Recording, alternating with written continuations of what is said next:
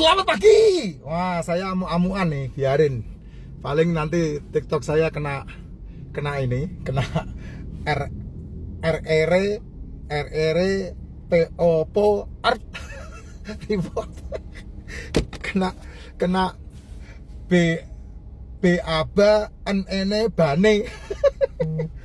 Ya Jess, ini penting ini ya. Lihat baik-baik. Anak-anak banyak korban jajanan manis. Setuju?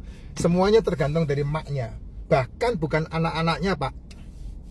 Maknya korban jajanan manis. Dari mana saya tahu? Lihat aja orang yang hamil.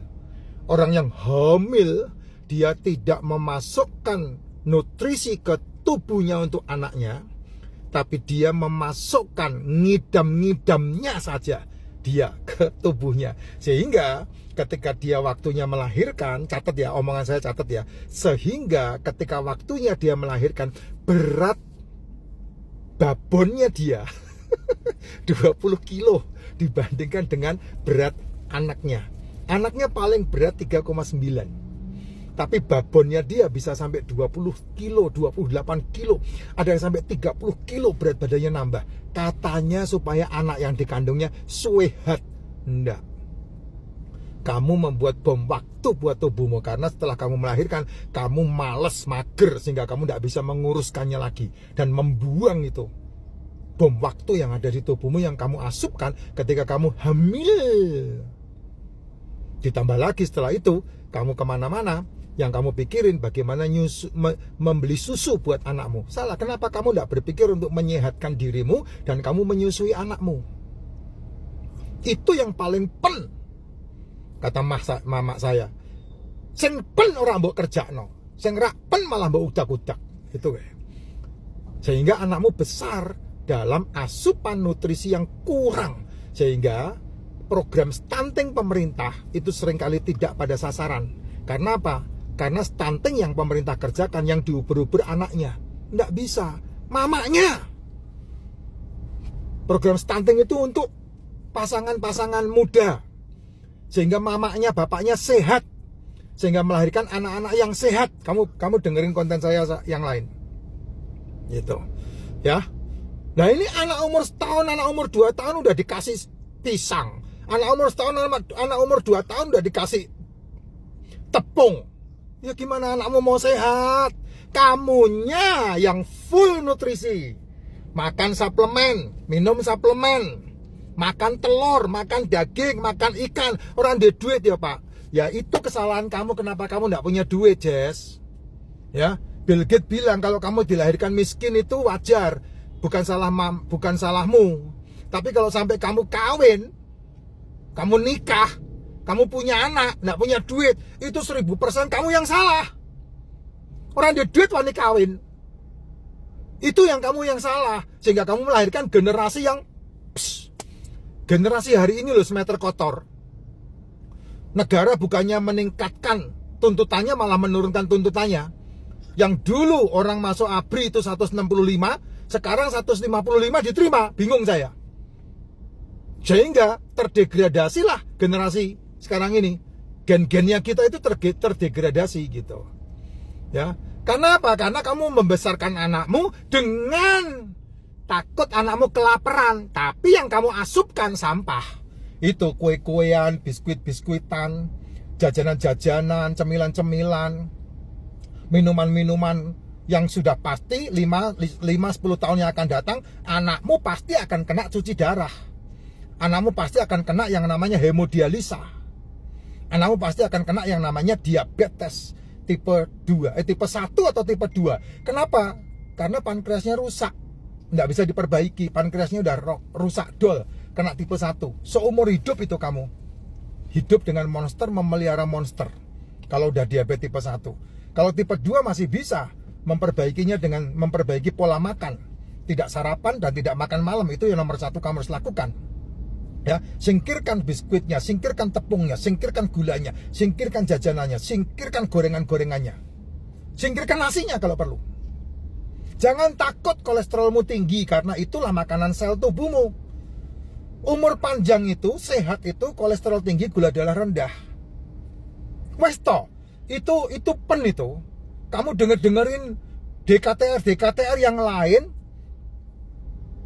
ya saya nggak tahu kamu dengerin yang mana. Tapi kalau kamu mau lepas dari farmasi, sehat, ya mau nggak mau kamu menyesuaikan mulutmu dengan siklus tubuhmu. Tidak sarapan pagi, tidak makan malam. Kalau mau sehat. Kecuali kamu mau kerja, dapat duit, terus kemudian kamu menghabiskan duitmu di ranjang termahal di muka bumi, ya itu lain lagi. Silahkan aja. Dan itu sudah terjadi puluhan bahkan ratusan tahun. Yang sekarang ini terjadi. Indonesia saja loh, 79 tahun merdeka kan kamu udah lihat itu. Ya udah berapa sih? 79 tahun merdeka ya Indonesia ya? Atau 78?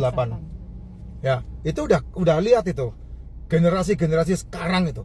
Hari ini loh, kamu kalau coba duduk di RSCM, ya kamu coba duduk di RSCM, kamu akan lihat satu hari itu ada kurang lebih sekitar 50 sampai 70 anak usia 4 tahun cuci darah.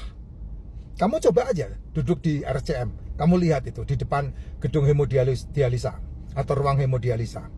Nanti kamu juga akan melihat anak-anak usia 10 tahun, SMP, SMA, itu mereka kena diabetes tipe 2, cuci darah sudah. Why? Kamu bolehlah stop. Mak mau tanya gitu. Kamu tanya anaknya, apa yang membuat anak ini kena masalah begini? Pasti nanti akan ngomong, doyannya itu minuman berenergi. Doyannya berapa? 80. Oh 80 tahun Indonesia merdeka. Tahun ini ya? Iya. 80.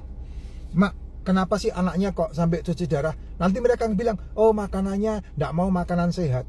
Kenapa? Karena dari kecil lahir sampai umur 3 tahun kamu cekokin dia dengan formula-formula, manis-manisan, permen-permenan, susu-susuan, susu yang bukan susu, madu yang bukan madu, protein yang bukan protein. Terus aku kon piye? Nah, ini buktinya, pengakuan jujur dari salah seorang yang mendengarkan VT saya. Ya, anak-anak banyak korban jajanan manis. Bapaknya beli kotak yang berisi 12 potong, 12 batang, dimaki-maki. Bapaknya. Padahal itu yang membuat bapaknya memiliki nutrisi tubuh dari daun tembakau sama cengkeh yang dihisap. Tapi emaknya membelanjakan uang hasil bapaknya kerja untuk anak-anaknya dipersiapkan untuk menjadi monster. Dia bangga. Oh, anak saya cemilannya nggak bisa dipenggah. Nah kan bingung saya, cemilan nggak bisa dipenggah. Maksudnya apa? Oh, anak saya paling doyan itu ini roti yang di atasnya dimumurin itu kacang-kacangan, coklat-coklatan. Ini maksudnya apa? Justru itu yang membuat anakmu bakal terfarmasi. Kamu sedang membesarkan monster nantinya. Nah itulah kena Ivan atau naif. Kena Ivan, tetangga saya namanya Pak Ivan. Ya betul Pak, itu semuanya ada di diri orang tua. Makanya lihat deh sekarang ini pasar kue-kuean, pasar biskuit-biskuitan, pasar cemilan-cemilanan, pasar jajan-jajanan semakin bervariasi. Dan itu isinya, maaf ya, saya bukannya melawan mereka ya, bukannya melawan UMKM, tidak. Tapi ya itu kreativitas orang untuk mendapatkan hasil, untuk dia memperjuangkan hidupnya. Tapi kan kamu juga dikasih kreativitas untuk melihat mana yang boleh dan mana yang tidak. Itulah pesan ilahi ketika manusia pertama ditempatkan di taman yang namanya Firdaus atau Eden. Seluruh pohon dalam taman ini boleh kamu makan buahnya. Jadi semua yang kamu lihat dengan matamu, makanan itu boleh kamu makan. Tetapi lihat baik-baik kata-katanya, tentang pohon pengetahuan yang baik dan yang jahat jangan kamu makan. Larangannya udah jelas. Jadi pilihan itu ada dalam dirimu, Jess, bukan dalam diri saya. Yang makan kamu, mulut-mulutmu, tenggorokan-tenggorokanmu, lambung-lambungmu. Masa aku yang bertanggung jawab? Kan enggak. Monggo.